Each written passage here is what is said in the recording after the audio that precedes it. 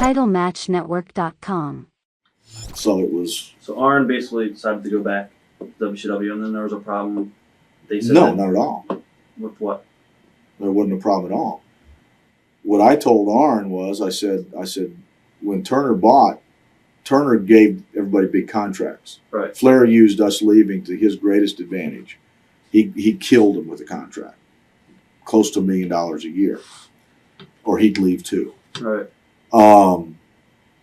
So that worked out fabulous for him. Our mistake is we didn't stay as a group.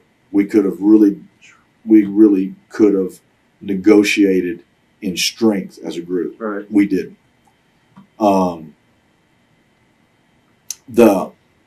I told Arn, I said, they can't draw. They're not drawing. They're not doing well. I said, we ought to be able to go back and get a good contract, put the Four Horsemen back together.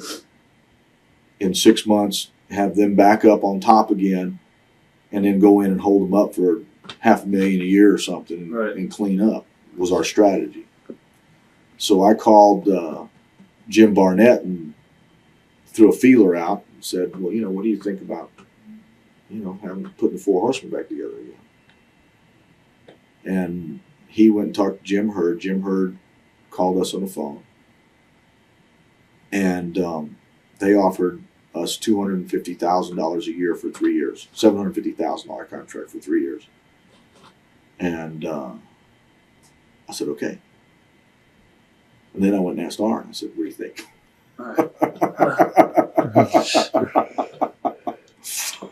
So we were actually doing Colorado Springs or something. We were in Denver when we made the deal, and then the next week at TV, or the next day in TV, or whatever, we gave our notice to Vince, and that was a bunch of conversations back and forth that I ended up catching a lot of heat over. And he wouldn't let us go in 30 days. We wanted to give a 30-day notice, and he wanted 60 days. We've already sent out all the publicity. We've already got started. Survivor Series. Right.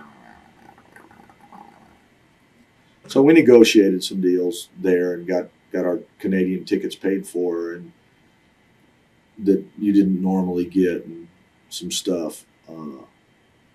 And we were going to finish up after Survivor Series. We had 60 days. And then in the middle of that period of time, in Philadelphia, there's a lot of things happening in Philadelphia. When I was in the prisons last week, it really all started coming back. I mean, the last match with the NWA, right, Saturday afternoon at the Philadelphia Spectrum, and no show Saturday night. We were off on a Saturday night. I mean, that was unheard of. And so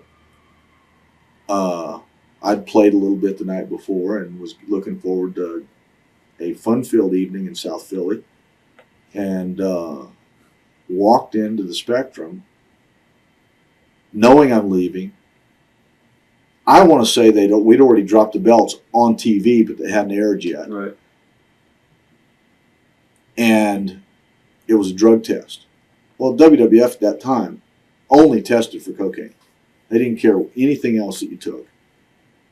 And only tested for cocaine. Well, I failed. I knew I failed. And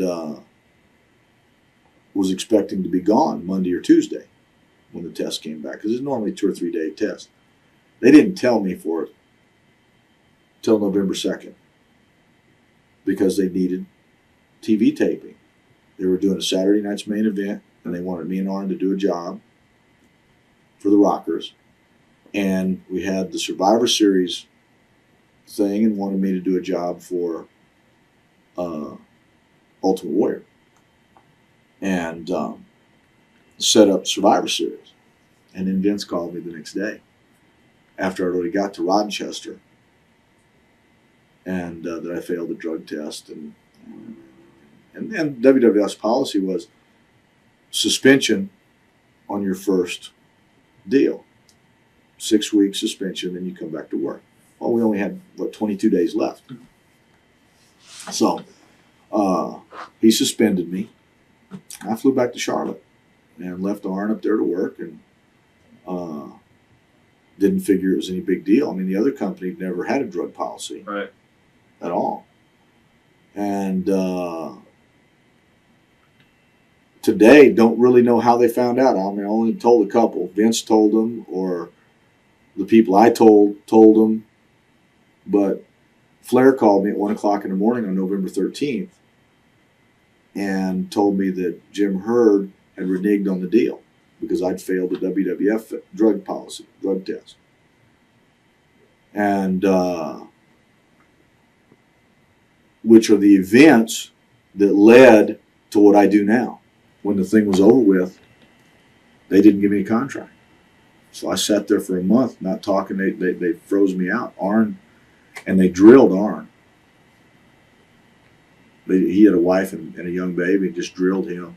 They said, we paid for a tag team. You're a single now. And they gave him $156,000.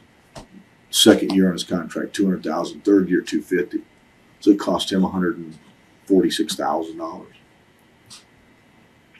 Because at 1 o'clock in the morning on November 13th, man, I'm laying there. I don't have a job.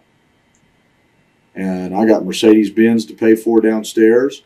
I've got an image to pay for. I've got a lifestyle to pay for. I've got everything riding on this. And the two companies that you can work for are all of a sudden kicking me out.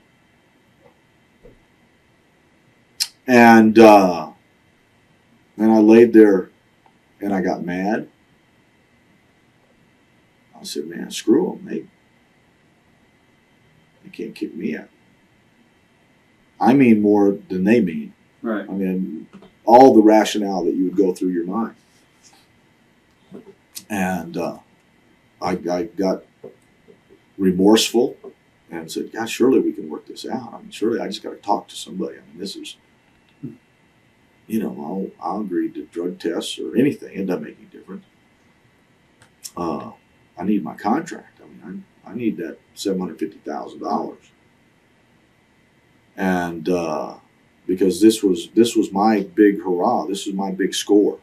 I was 35 years old. I needed 4 more good years because I didn't want to end up the wrestling business like my dad or like Ivan Koloff, or beat up, broke up, not being able to play golf, not being able to have any quality of life because you've gone out here and taken bumps. Right.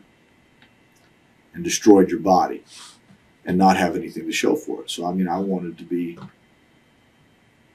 there, and I wanted my big game plan to be out by 40 and be in an office booking or something like that. And so all of a sudden everything's gone.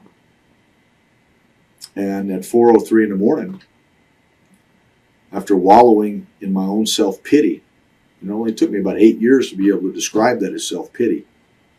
Because a lot of us feel it, but we don't say it. I said, Jesus, take over my life. And it was the first time I'd ever said the name Jesus when I wasn't cussing somebody.